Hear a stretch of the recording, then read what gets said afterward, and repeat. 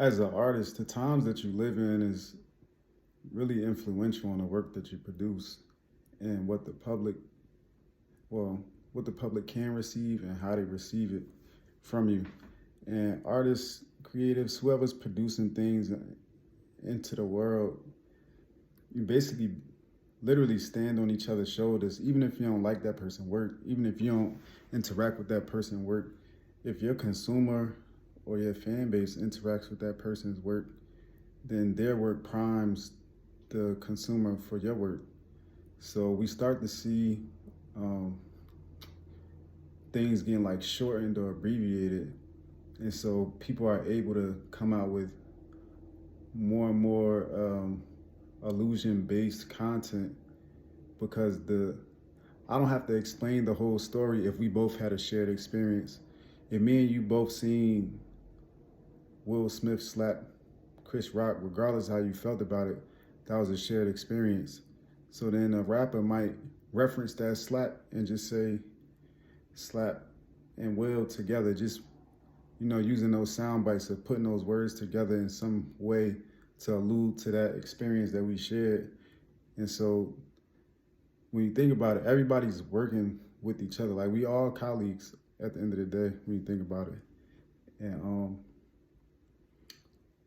just wanted to point that out. I feel like people say that all the time. It's almost cliche, like standing on the shoulders of people that came before me, but literally though, because it's like some classes you take is certain prerequisites, but you might, as a teacher, you might not be responsible for the prereq. You just teach your course, but you expecting that your students done been through something. They had some experience prior to this. So when you say certain things, they'll already have some, that won't be their first introduction to that.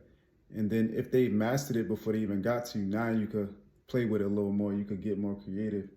Even like how we eventually got to like mumble rap and stuff like that. Like I think that kind of builds on, we've had super lyrical artists, that people have already experienced that. So then that sets the stage, that primes us, because now we want something a little different, like in statistics, they talk about regression, which is like just a natural tendency of things to like go back to how they were before. Like something is hot and then it becomes old, right? And then you find something new, and then that old thing becomes like a throwback or it's retro, and we bring it back in style.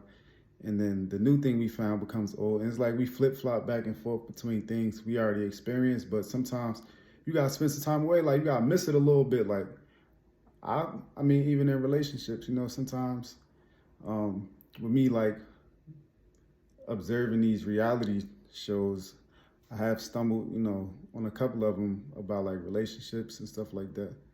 Like they'll flip flop, like be with one person and then realize, damn, I actually like this other person.